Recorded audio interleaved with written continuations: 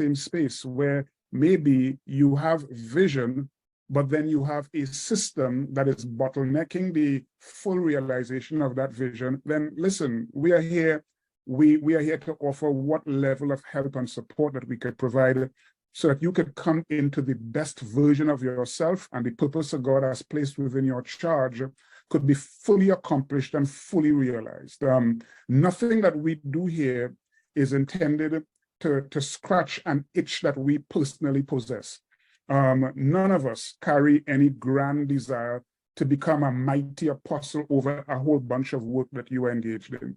All we really want to do is to provide help so that you could most effectively do what you are called to do.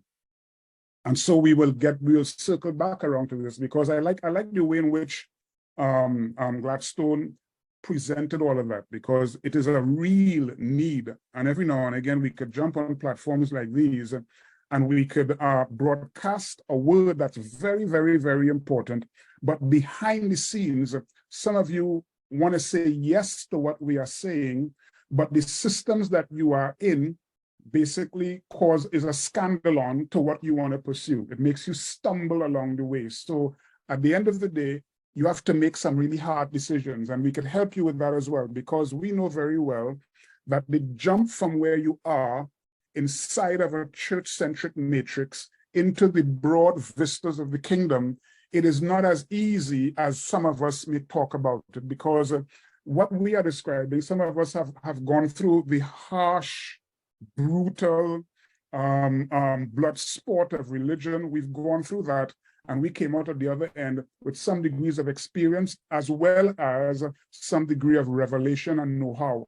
And so wherever we can help you in terms of holding the hand, for want of it were, as it were, or pointing the finger as much as possible, then we are here to offer as much help as possible. What we also have to understand is that we have 2 hours on a Thursday, only 2 hours, and there are so many things that we would love to address that we really cannot address within these 2 hours. And so over a period of time, some of these very personal and real concerns will be addressed going forward. Not every single Thursday will we address like what we would call big revelational issues, but we may get down to the nuts and bolts kind of stuff from time to time and help you in how you are called to do what you are called to do. At the end of the day, understand that we are deeply committed to seeing every person who joins this call and every person who listens to these presentations on YouTube and Facebook and wherever else it is published, that we want the best for you. We really want the best of you, the best for you, to see that everything that God has placed within your heart, that those things are fully and absolutely realized, and that's important. Let me make about 2 other comments before we jump off of this call. Let me just kind of I want to do something here. Hold on. Don't leave, don't go. But let me share my screen for a moment, because I want to quickly add something that Tim and they were talking about today. Let me kind of go here and let me quickly share 1 or 2 points with you that I think are very, very important. So the whole issue over the years, some of us, and I'll do this in about 5 minutes, I won't be very long on this. One of the biggest obstacles to the church stepping into the area of governmental strength and governmental authority, the way both Tim and David describe it, I think is this whole church-centric mentality. We heard about ecclesia, and I talked a while ago, not on this platform, but on other platforms, about the whole issue of unchurching Christianity and just taking this thing out of the current box of Christianity that has done it a massive disservice. Let me give you a few quotes that I think are important that we could see. This is Mahatma Gandhi, and the context of these quotes are important. Gandhi was a lawyer in England, and upon graduating in England, he went to South Africa, where he practiced law for a while. And he was a man that I believe God was really calling, and the guy was in a state of deep search and inquiry. He went from church to church to church to church in search of Christ, and what he found was religion. His search ended with him preferring to be a Hindu than to become a part of the model of Christianity that he saw. And this is a thing that he said, I love your Christ. I do not like your Christians, for your Christians are so unlike your Christ. Now you have to take that in context. You are describing a guy who was in a state of deep inquiry and deep search. And maybe he doesn't know all of the basic parameters by which he should discover, but in his day, he was on a search, and what he stumbled into basically caused him to turn away because it was not consistent with what I thought, with what he believed was what God ought to be demonstrating in the realms of the earth. That is Gandhi. Let me give you another quote. There's a guy called Maximilian Robespierre. Now, Robespierre was one of the major pioneers of the French Revolution. He was a guy who was so committed to justice, was so committed to equality. And what he saw in the 1700s, what he saw in the 1700s across Europe, inside of Spain, supported by the religion of Christianity, the thing was vomitacious to him. He saw Christianity supporting slavery. He saw Christianity supporting the abuse of the small man on the streets. He saw Christianity buttressing the monarchy. And so he turned from all of that. And this was one of his most famous quotes: Christianity is a corrupt and royalist religion. And the sad thing is that it continues to posture itself like that in most corners of the earth. And until there is a radical shift, this thing will continue to go on. And this is another quote. This is not mine. Listen, don't blame the clown for acting like a clown. Blame yourself for consistently going to the circus. And so we see all of this madness across the broad swath of Christianity.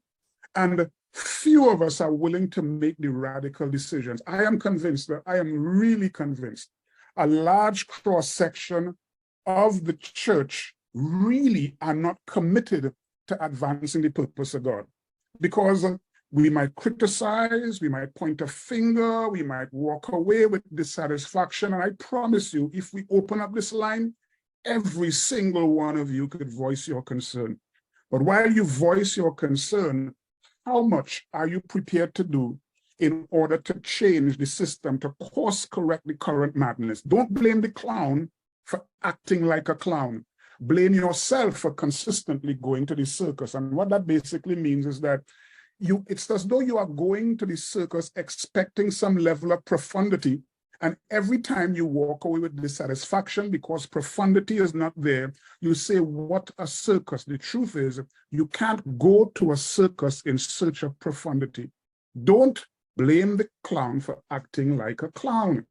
Now, there's one last thing I'm going to just run through this quickly, and just do one, and I'm going to stop. One thing I'm going to do, and then one slide, I'm going to walk through that quickly, and then I'm going to stop. Listen to me. I won't say that.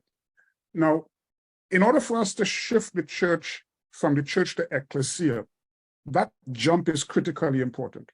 But the moment ecclesia was replaced by this church model, we are left with something that is so contrary to the norm. That's one slide I'm going to talk about, and I'm going to turn back over to Calvin. The moment ecclesia is replaced by church, we are left with this circus model. What are we left with? We are left with a monastic faith that we express from a schizophrenic and dualistic frame. Monastic faith meaning that our Christianity is best expressed in a building, in a few hours. So the moment ecclesia is replaced with church, all we are left with is an expression of Christianity that gets locked inside of a building.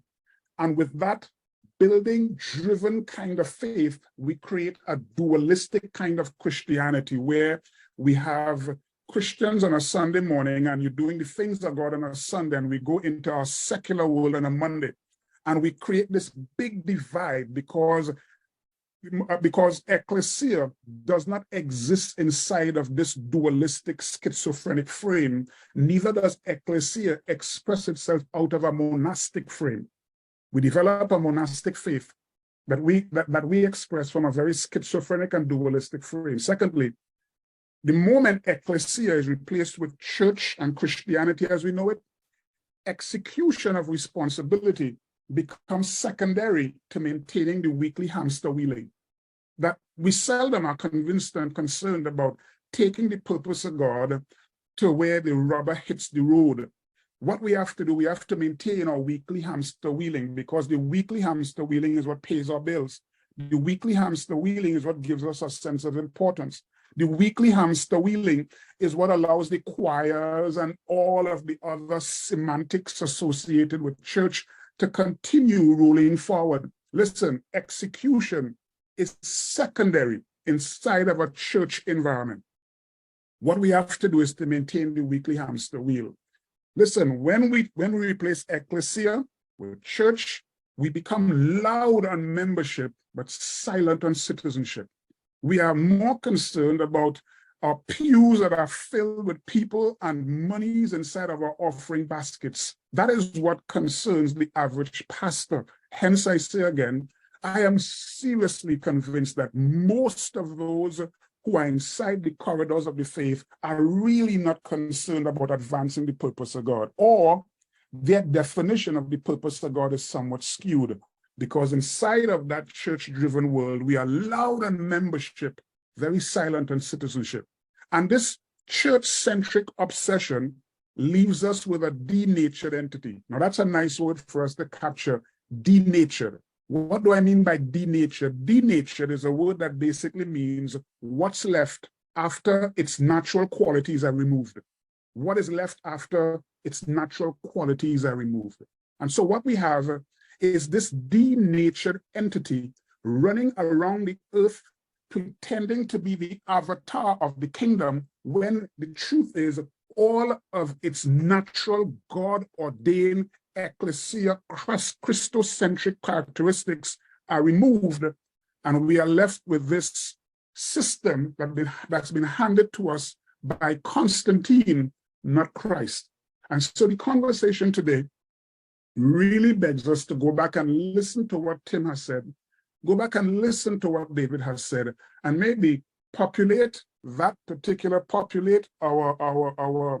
YouTube channel with some questions. And we could circle back to this maybe next week and talk some more about it, because I think it is a very, very valid conversation going forward. So that's as much I want to say today. So let me turn back over to Frederick. So Fred, not Fred, sorry, to Kelvin. Yeah, Kelvin. Anderson, a lot of times, and I want this to be clear, is that we're not coming against individuals. We're coming against systems that keep people incarcerated. Some that don't know that they're incarcerated, some that do know that they're incarcerated. But it is, we hear this cry of God saying, let my people go over Pharaoh. So it's a real, real serious thing when it comes to people's freedom. So thank you very much for that, Anderson. And want to thank everyone for joining us today. And thank you again, Tim and David Castro. We look to talk to you all next week. Have a good day and good night.